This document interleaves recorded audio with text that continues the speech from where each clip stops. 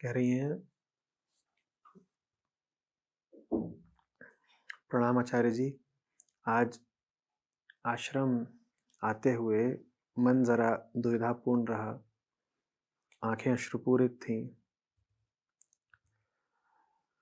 ख्याल आ रहा था कि देर रात घर से बाहर रहूंगी, जबकि आज दोनों बेटे घर पर ही हैं। मन चाहता था उनके साथ समय बिताऊं, घर से बाहर ना जाऊं।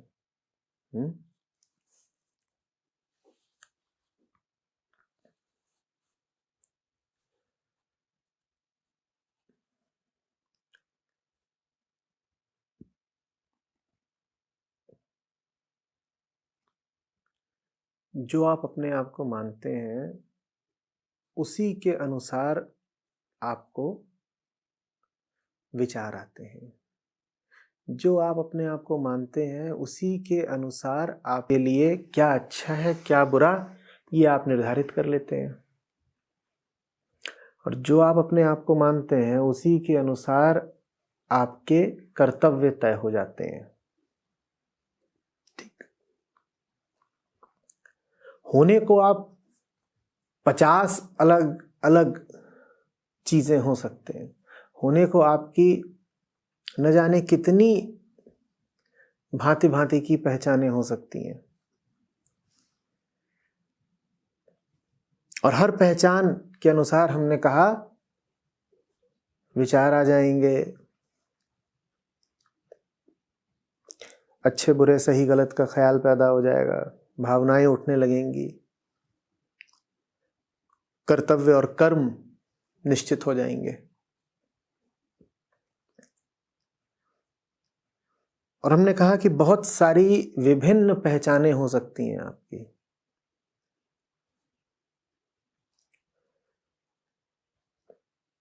तो विचार तो बाद की बात है, विचार तो आपकी पहचान की छाया है।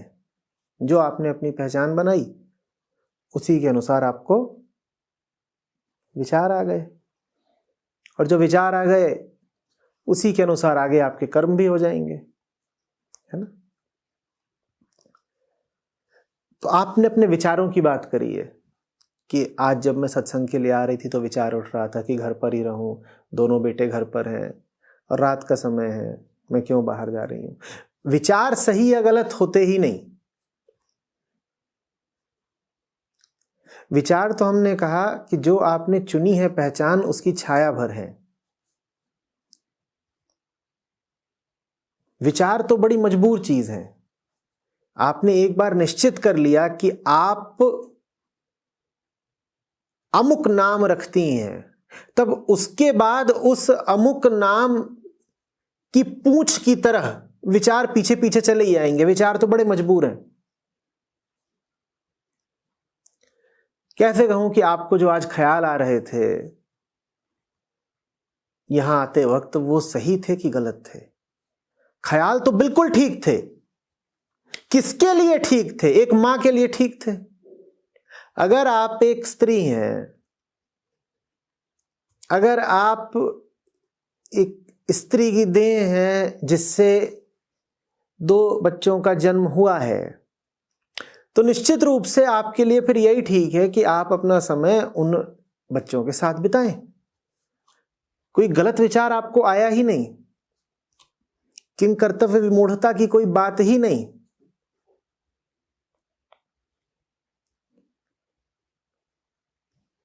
एक मां को क्या शोभा देता है? बच्चे के साथ होना। मां और क्या करेगी? मां का अर्थ ही है वो जीव जिसके पास बच्चा हो। तो मां की पहचान तो जुड़ी ही किसके साथ है?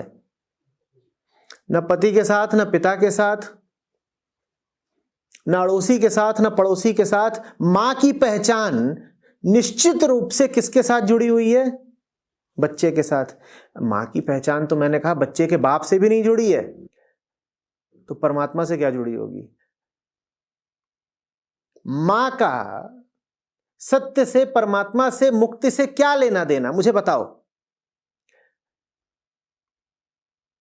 एक स्त्री है जो कहती है कि वो मां है, अब 2 इकाइयों को ले लो, एक बच्चा और दूसरे को हम नाम दे देते हैं सत्य। उस स्त्री के पास सत्य ना हो तो भी वो मां रही आएगी या नहीं? स्त्री के पास सत्य ना हो तो भी वो मां तो बनी ही रहेगी। लेकिन स्त्री के पास सत्य हो और बच्चा ना हो तो अब क्या वो मां कहला सकती है? जल्दी जवाब दो। नहीं कहला सकती। तो मां के लिए फिर क्या जरूरी है, सत्य या बच्चा? तो जब भी आप मां होंगी तो आपके लिए चुनाव बहुत स्पष्ट होगा। सत्य को लगाओ आग, बच्चा किधर है मेरा? बच्चा चाहिए।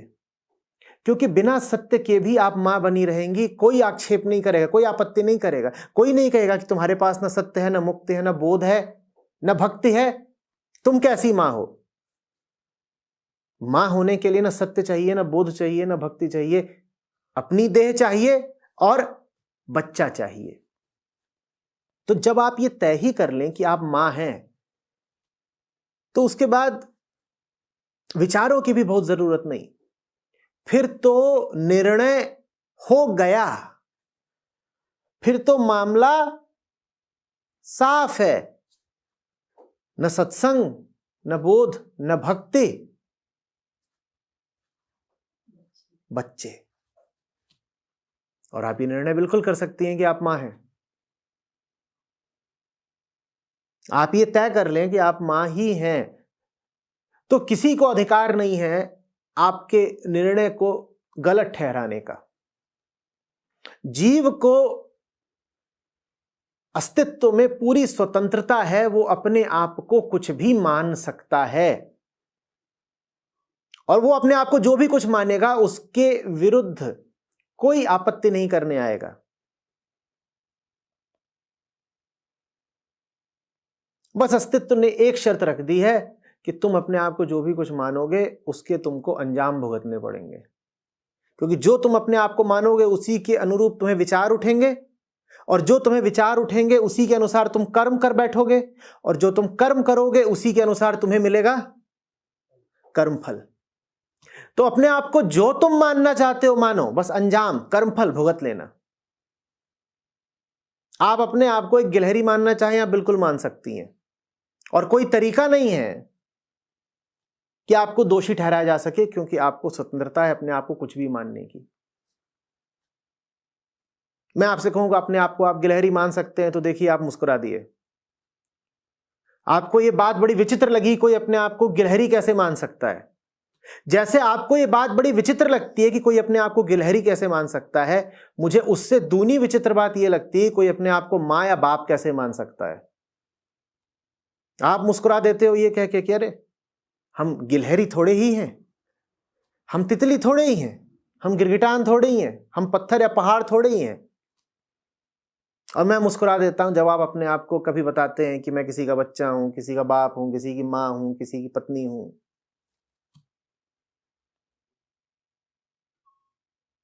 एक बार आप पत्नी बन गई उसके बाद परमात्मा को भूलिए, उसके बाद तो आपके लिए बस पति है, क्योंकि पत्नी का अस्तित्व किससे है? पति से है। पति नहीं तो पत्नी कैसी?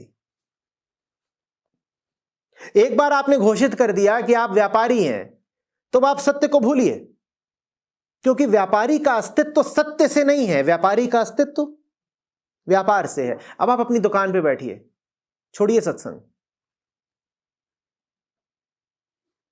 इसी तरह से कुछ भी बना लिया अपने आप को आपने, तो उसके बाद आपको जीवन के ऊंचे शिखरों की बात करने की कोई जरूरत ही नहीं है। उसके बाद तो आपने जिसके संबंध में अपनी पहचान तय की है बस उससे जुड़े रहिए और किसी से नहीं। आप कहना शुरू कर दीजिए कि मैं पुरुष हूं, मैं पुरुष हूं। उसके बाद आपको अब न ग्रंथ चाहिए न गुरु चाहिए। पुरुष की पहचान तो पौरुष से है और स्त्री से है। अब वो या तो पराक्रम और पौरुष दर्शाएगा या स्त्री से नाता बिठाएगा। तुम कौन हो ये बहुत सावधानी के साथ तय करना। मैंने कहा कोई तुम्हें रोकने नहीं आएगा जब तुम अपना नाम, अपनी पहचान तय कर रहे होगे, लेकिन अंजाम तुम्हें जरूर भुगतना पड़ेगा, अंजाम से नहीं बच पाओगे। परमात्मा का खेल सीधा है, जो करना है करो, बस भुगतने के लिए तैयार रहना।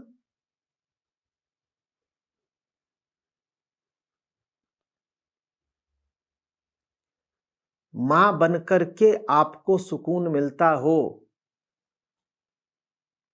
तो आप सब कुछ छोड़ छाड़ करके सिर्फ मां ही बन जाएं।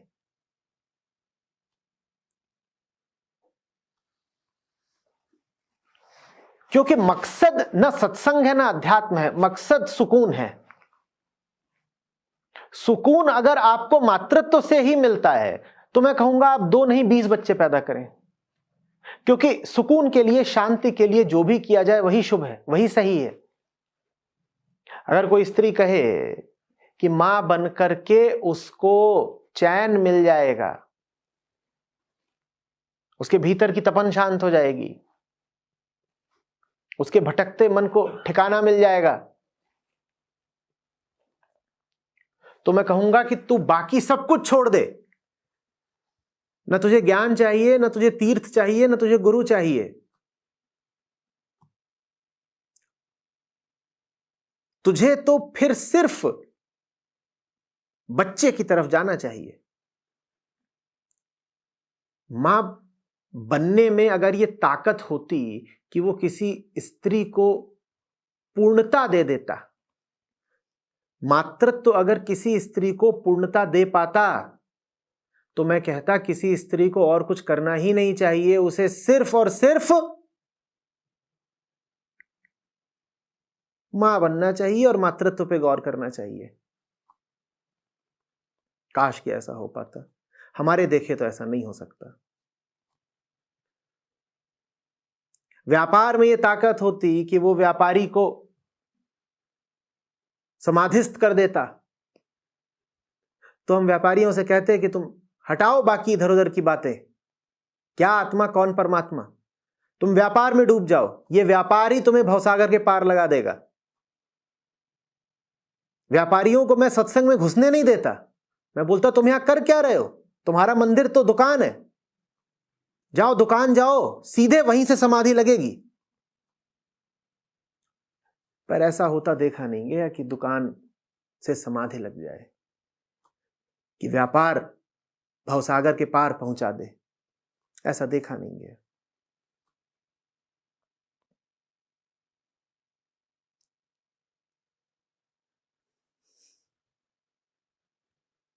मां और बाप तो पशु भी बनते हैं ना, और मां बनने के बाद भी पशु तो पशु ही रह गए। कोई नहीं पशु है जो प्रजनन नहीं करता। प्रजनन से अगर जीवन में फूल खिल जाते, प्रजनन से अगर जीवन में चांद सितारे उतर आते, तो फिर तो बहुत आसान था।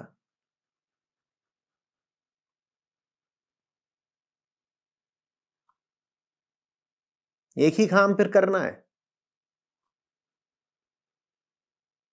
ऐसा होता नहीं। अपनी वास्तविक पहचान को ढूंढो, इसलिए नहीं कि तुम्हें वास्तविक पहचान ढूंढ करके शांति मिल जाएगी।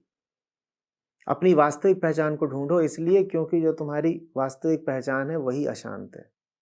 मैं कह ही नहीं रहा कि तुम्हारी वास्तविक पहचान ये है कि तुम आत्मा इत्यादि हो। तुम्हारी वास्तविक पहचान है कि तुम एक तड़पती हुई चेतना हो, न मां हो, न मामा हो, न मौसा हो। ये बेकार के इधर उधर के नाम तुम चिपका के घूम रहे हो, इनसे कुछ मिलना नहीं है।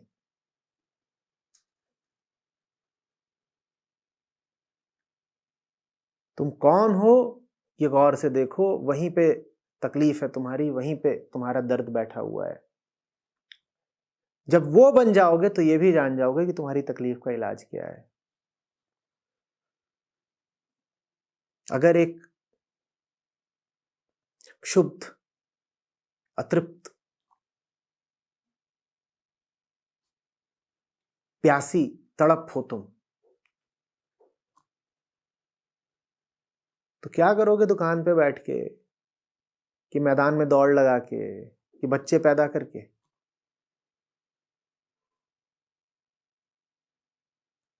फिर तो तुम्हें कुछ और चाहिए ना।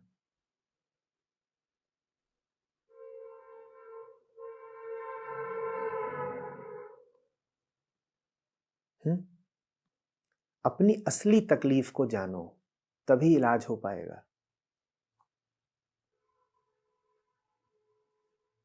तुम्हारी असली तकलीफ अगर ये होती कि तुम्हारे पास बच्चे नहीं हैं,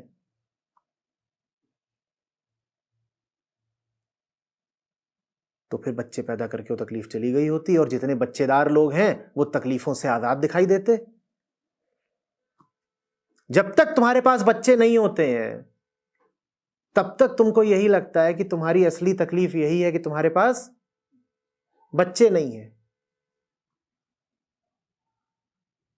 जिनके पास बच्चे नहीं हैं, उनके पास जाकर देखो, वो कहेंगे और सब कुछ दिया ऊपर वाले ने,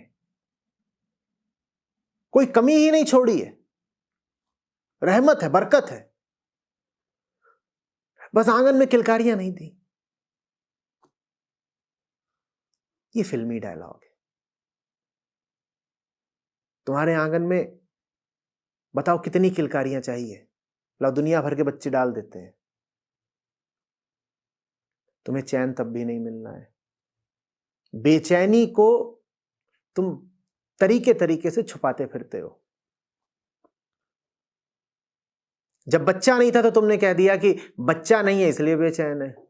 जब आ गया बच्चा तो कह दोगे एक बच्चा है इसलिए बेचैन है।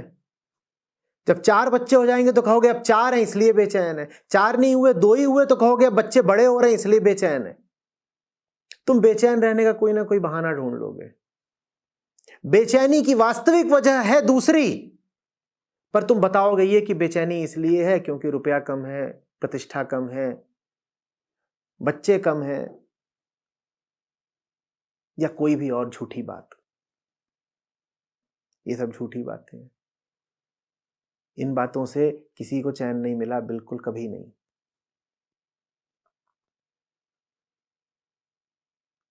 और मेरे कहे पे मत चलो, आजमा के देख लो ना। जिन जिन बातों से तुम्हें लगता हो कि तुम्हें सुकून मिल जाएगा, जाओ सबको हासिल कर लो। हासिल करने के बाद बड़ी ठंडक पड़ जाए तो कहना आचार्य जी बेवकूफ।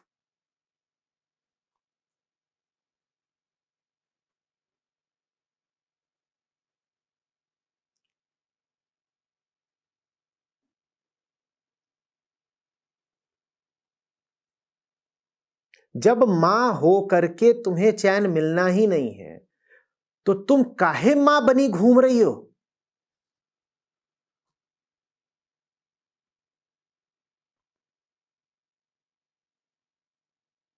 उस चीज को पकड़ो ना जिससे तुम्हारी तड़प शांत हो जाए। मां बन गई ना, बहुत चैन मिल गया। बच्चे बिल्कुल छोटे छोटे तो होंगे नहीं, कल परसों तो आप मां बनी नहीं है। बड़े बच्चे हैं, 10-15 साल आप पहले मां बनी थी, 10-15 साल बिल्कुल समाधि में बीते हैं। क्या पा लिया मातृत्व से, बताओ तो।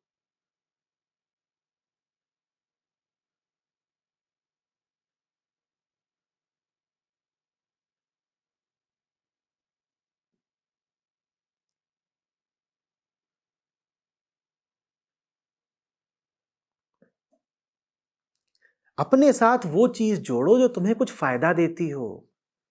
मां का नाम तुम्हें कोई फायदा नहीं देगा।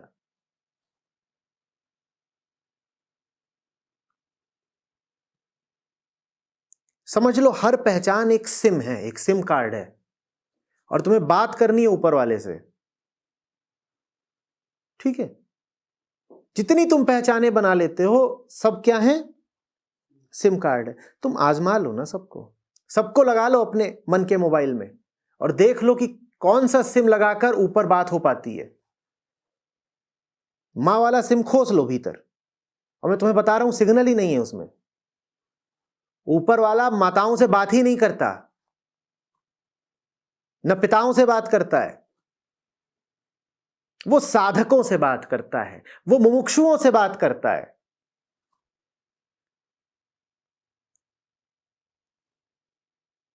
तुम साधना करने बैठो तो वो बात कर लेगा। साधना का सिम लगाओ फिर उससे बात हो पाएगी।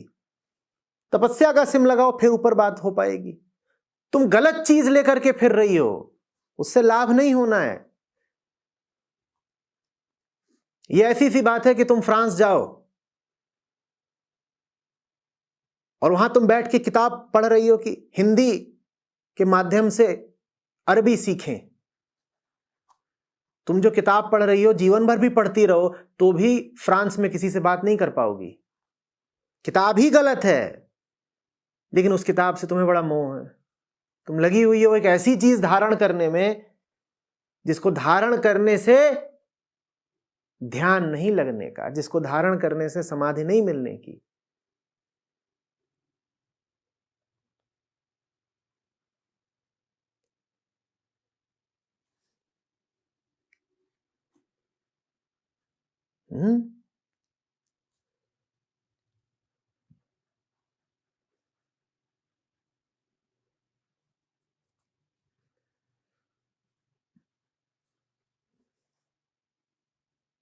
जैसे भारत में कोई पाकिस्तानी रुपया चलाने की कोशिश करे, भूखा मरेगा कि नहीं?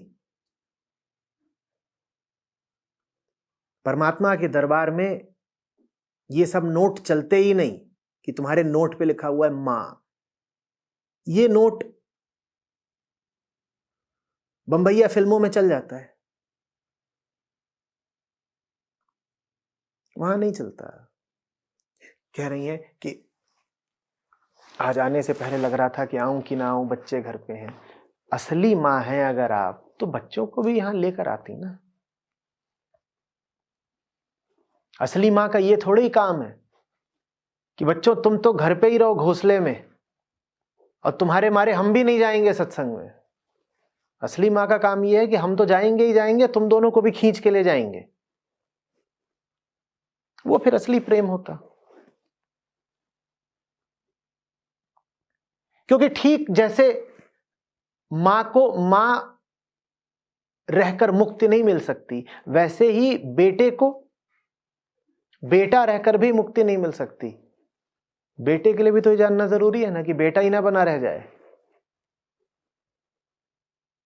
क्योंकि जो भी इंसान दुनिया में है, किसी ना किसी का बेटा तो जरूर होगा। यह आवश्यक नहीं है कि हर स्त्री मां हो, लेकिन यह तो बहुत आवश्यक है कि हर लड़का किसी ना किसी का बेटा जरूर होगा। बेटा होने से मुक्ति मिल जाती तो सभी मुक्त होते। कौन बताएगा बेटों को कि बेटा रह के काम नहीं चलेगा? घर वाले माँ बाप तो नहीं बताएंगे, वो तो बेटू बेटू और उनको सर चढ़ाए रहेंगे।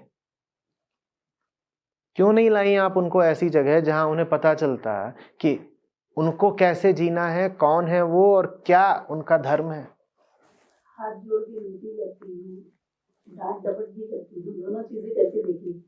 वो विनती और वो डांट डपट आप जानती हैं कौन कर रहा है? माँ।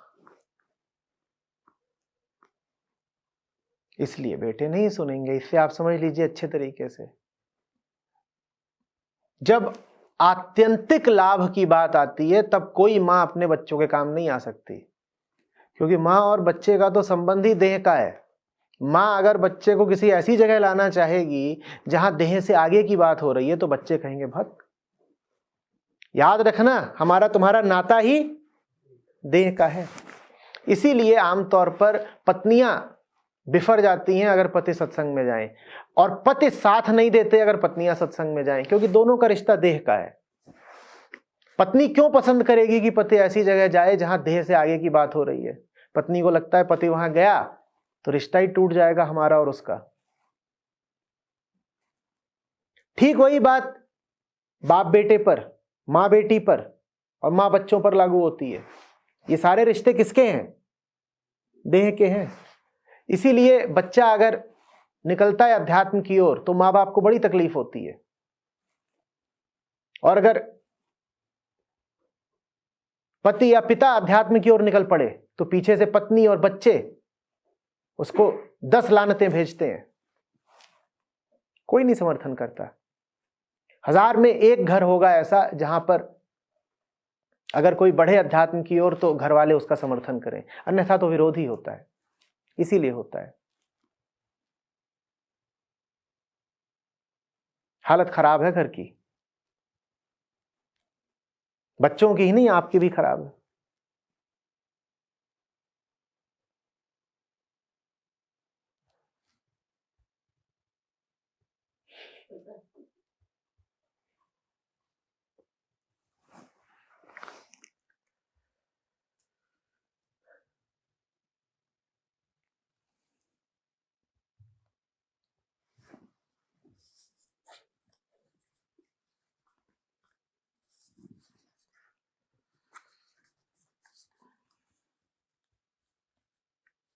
क्यों खराब है? क्योंकि आप मां हैं।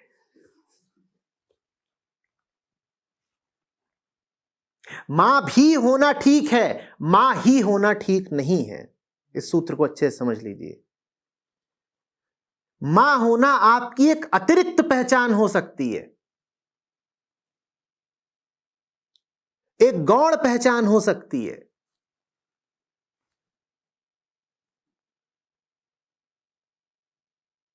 एक पीछे वाली बात हो सकती है, एक पारिधिक बात हो सकती है। पहली बात नहीं हो सकती, पहली पहचान नहीं हो सकती, केंद्रीय पहचान नहीं हो सकती, प्रथम पहचान नहीं हो सकती। मैं ये नहीं कह रहा हूं कि आप मां नहीं हैं, मैं आपसे कह रहा हूं मां आप बाद में हैं, पहले आप कोई और हैं। आपने तो बोगी को इंजन बना दिया, अब तो चल चुकी ट्रेन। पहले वाले को तो पहले ही रहने दीजिए ना। सर्वप्रथम आप क्या हैं आप भूल गई। सर्वप्रथम ना आप मां है, ना बेटी है, ना पत्नी है, ना कुछ और है। सर्वप्रथम आप क्या हैं ये याद रखिए। उसके बाद जैसे ट्रेन में बहुत डब्बे लगे होते हैं, तमाम आपकी पुछल्ली पहचाने हैं। उसके बाद आप फलानी आयु की भी हैं, फलाने देश की भी हैं, फलाने धर्म की भी हैं, फलानी आय की हैं। उसके बाद आपकी अतीत के तमाम अनुभव हैं, आपकी जाति है, 50 बातें, आपकी विचारधाराएं हैं, वो सब आपकी पहचाने हैं। पर वो मैंने कहा पुछल्ली पहचाने हैं, पहली को भूल गए।